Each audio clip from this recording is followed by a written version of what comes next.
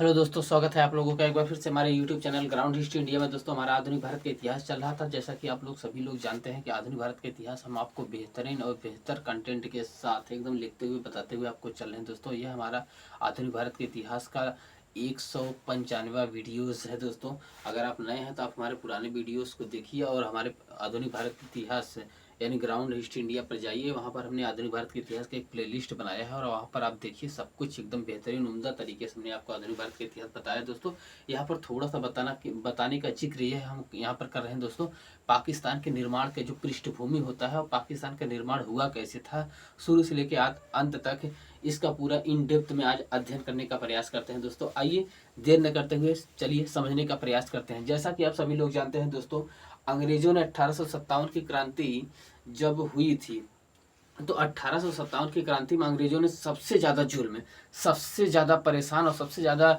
हत्याएं किनकी की थी? तो मुसलमानों के किया था। यानी 1857 के रिवोल्यूशन में, 1857 के क्रांति में जो किताब लिखे थे विनायक दामोदर सावरकर, उन्होंने 1857 की क्रांति को ही भारत का प्रथम स्वतंत्रता संग्राम कहा था। तो 1857 की क्रांति में अंग्रेजों ने सबसे ज़्यादा जुल्म मुसलमानों के ऊपर किया था 1857 की क्रांति के बाद। हाँ दोस्तों, और 1857 की क्रांति में क्यों? क्योंकि जो क्रांति का जो चेहरा थे वो मुसलमान थे। हाँ दोस्तों, जो आखिरी मुगल शासक नहीं होते हैं बहादुर शाह जफर, तो क्रांतिकारियों ने बहादुर शाह जफर को अपना क्रांति का चेहरा घोषित किया था, जिसके परिणाम स्वरूप 1857 की क्रांति तो किसी न किसी तरीके से निर्ममता पूर्वक दमन करते हैं। उसके बाद मुसलमानों के ऊपर करारा प्रहार करते हैं अंग्रेज। हर है दोस्तों, हर तरीके से मुसलमानों को परेशान करने का प्रयास करते हैं। लेकिन धीरे धीरे ये दौर, जब 1885 में कांग्रेस की जब स्थापना हो जाती है, तो कांग्रेस की स्थापना के परिणाम स्वरूप धीरे धीरे अंग्रेज जो है मुसलमानों को अपनी तरफ बरगलाने का प्रयास करते हैं और अंतोगत्वा यह सफल भी होते हैं।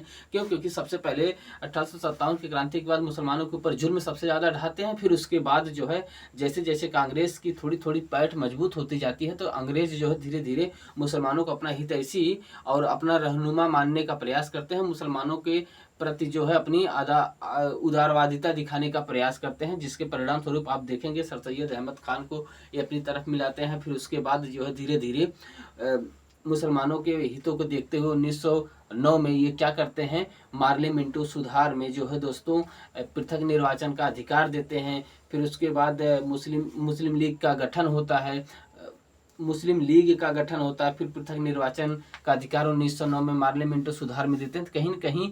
और फिर उसके बाद बंगाल का विभाजन, हमने आपको सब कुछ बताया था। तो कहीं न कहीं मुसलमानों के पहले मुसलमानों के ऊपर जुल्म करना, फिर मुसलमानों के हितों की रक्षा करते हुए अपने आप को हीरो बनना, ये इनकी पुरानी पराकाष्ठा है दोस्तों। इन लोगों की पुरानी पराकाष्ठा आप अच्छे से अगर इतिहास पढ़ेंगे तब आप समझ पाएंगे कि सबसे पहले मुसलमानों के ऊपर सबसे ज़्यादा जुल्म ढाना, फिर उनके समस्याओं को लेकर के उनके निगाह में हीरो बनना, फिर देश को बांटना, ये अंग्रेजों की मंशा थी दोस्तों। इसमें सफल भी होते हैं।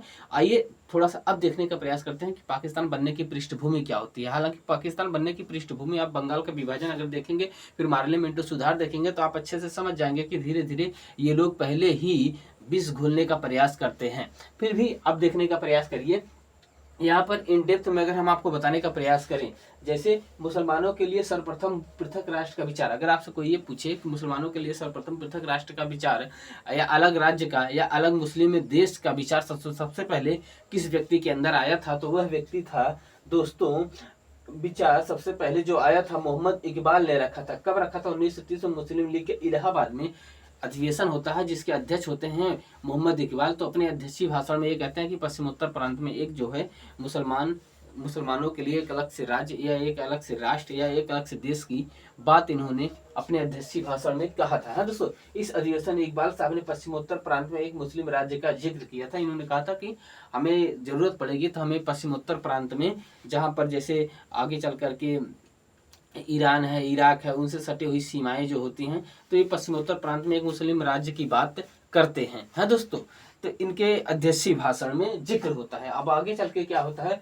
मुस्लिमों के लिए पृथक राज्य या अलग राज्य के रूप में पाकिस्तान का नाम, यानी पाकिस्तान का नाम, हमने आपको इसके पहले वाले कई वीडियो में बताया कि पाकिस्तान के नाम, जो पाकिस्तान नाम पड़ा था, उस पाकिस्तान के नाम का जिक्र या खाका या मसौदा कौन तैयार किया था, तो एक कैम्ब्रिज यूनिवर्सिटी के विद्यार्थी थे, उनका नाम था चौधरी रहमत अली। चौधरी रहमत अली ने एक खाका तैयार किया था, यानी एक पूरी पाकिस्तान के नामक शब्द का निर्माण किया था चौधरी रहमत अली ने। वो कैम्ब्रिज विश्वविद्यालय के छात्र थे। चौधरी रहमत अली ने कुछ मित्रों के साथ 1933 में गढ़ा था। 1933 में पाकिस्तान शब्द का गढ़ा था। पाकिस्तान जैसे एक एक शब्दों का जो अर्थ होता है, जैसे पी का मतलब होता है पंजाब, के का मतलब होता है कश्मीर है दोस्तों, ए का मतलब होता है अफगानिस्तान, और यस का मतलब होता है सिंध, और TAN का मतलब होता है बलूचिस्तान।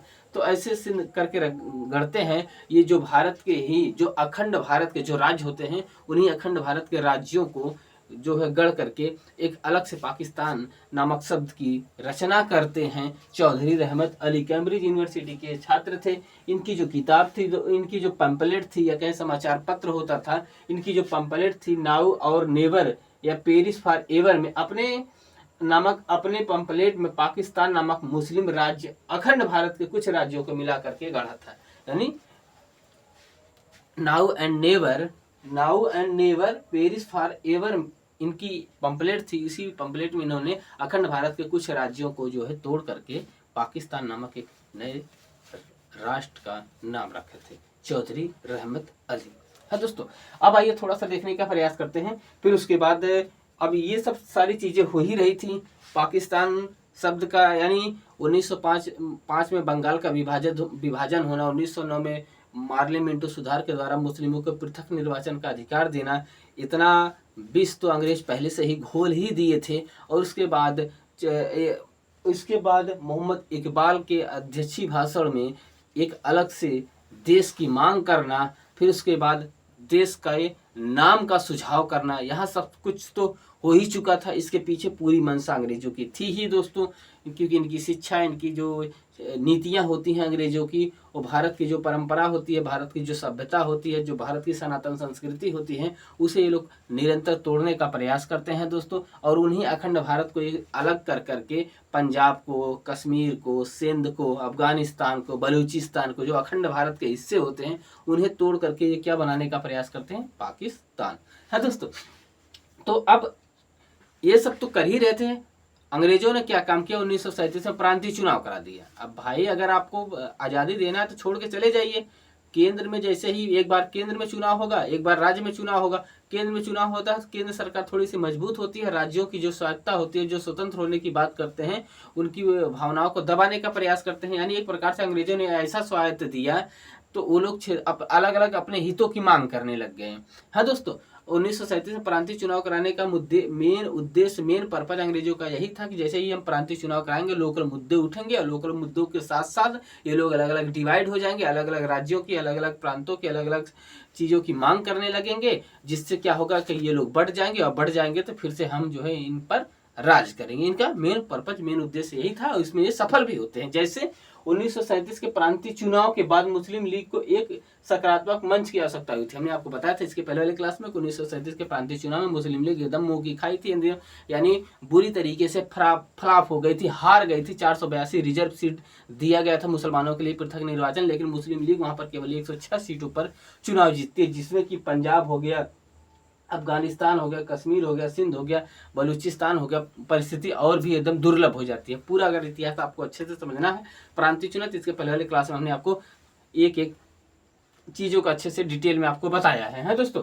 तो प्रांतीय चुनाव जब मुस्लिम लीग हार जाती है, तो मुस्लिम लीग को अब लगता है कि कहीं न कहीं पूरे मुसलमानों का, पूरे जो अखंड भारत है उसका खंड न हो पाएगा, और इस पर पूरी तरीके से प्रभुत्व कहीं कांग्रेस का ना स्थापित हो जाए, क्योंकि कांग्रेस ने 8 प्रांतों में सरकार बना ली थी। 5 प्रांतों में से बहुमत मिला था, 3 प्रांतों में गठबंधन के साथ, और कुल 8 प्रांतों में सरकार बना ली थी। 3 प्रांत ऐसे थे जहां पर जो है दोस्तों कांग्रेस सरकार नहीं बना पाई थी। मुस्लिम लीग अन्य क्षेत्रीय पार्टियों के साथ मिलकर के सरकार बनाई थी, और कुल 106 सीट ही मुस्लिम को मिले थे। हाँ दोस्तों, अब समझिए, इसी के चलते 1937 से 1939 तक, यानी अंग्रेजों ने सोचा, मुसलमानों ने सोचा कि हमें एक ऐसे सकारात्मक मंच की आवश्यकता होगी जहां पर हम सभी मुस्लिमों को एकत्रित करके एक नए राष्ट्र, एक नए देश के बारे में बात कर सकें।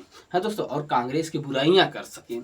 तो वो उसमें सफल भी होते हैं। इसी के चलते 1937 से 1939 तक अनेक प्रस्ताव रखे जाते हैं, किसको लेकर के, कि कौन मुस्लिम राज्य का मसौदा या खाका कैसा होगा, किस तरीके का राष्ट्र होगा। अभी इधर तो चौधरी रहमत अली ने पाकिस्तान का नाम दे दिया, लेकिन अभी ये प्रस्ताव उस पर ज़्यादा कोई कुछ विचार नहीं कर रहे हैं। लेकिन 1937 से 39 तक अलग अलग प्रस्ताव रखे जाते हैं कि क्या कौन से राष्ट्र या कैसा राष्ट्र या कैसा देश बनाया जाए। हाँ दोस्तों, तो इन्हीं में मुस्लिमों का एक अलीगढ़ प्रस्ताव होता है। या अलीगढ़ में सभी लोग एकत्रित होकर, मुसलमान सभी एकत्रित होकर के एक अलीगढ़ प्रस्ताव रखते हैं, और यह अलीगढ़ योजना उसे कहा जाता है। अलीगढ़ प्रस्ताव या अलीगढ़ योजना नामक एक संज्ञक पर विचार हुआ। इस अलीगढ़ योजना के जनक जफरुल हसन प्लस हुसैन कादरी थे। अलीगढ़ योजना या अलीगढ़ संज्ञक के जनक जो है जफरुल हसन और प्लस इमाम कादरी थे, हुसैन कादरी थे, माफ करिएगा, हुसैन कादरी थे।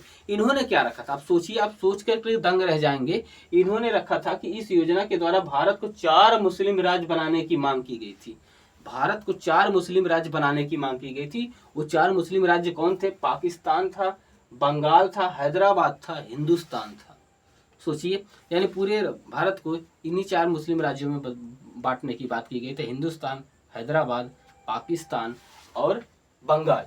भारत के अंदर पाकिस्तान बनाने की योजना नहीं मानी गई थी, यानी भारत के अंदर पाकिस्तान नहीं बनेगा। जो भी बनेगा हमारा अलग मुस्लिम राज्य होगा। हैदराबाद अलग होगा, पाकिस्तान अलग होगा, बंगाल अलग होगा और हिंदुस्तान अलग होगा। सोचिए, यानी जहां जहां जिन जिन राज्यों में मेजॉरिटी है मुसलमानों की, वो भी पाकिस्तान के राज्य होंगे, और जहां पर मुसलमान जो डाइवर्ट हो करके जहां एक तरफ जाएंगे, जो बंटवारे में मिलेगा, वहां पर जो है हिंदुस्तान नामक राज्य का निर्माण होगा। वाह, गजब इनकी मंशा थी दोस्तों।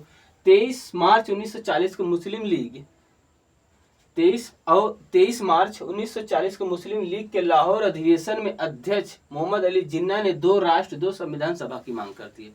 यानी पहले अलग राज्य की मांग, फिर अलग राष्ट्र के नाम का प्रावधान चौधरी रहमत अली ने दिया।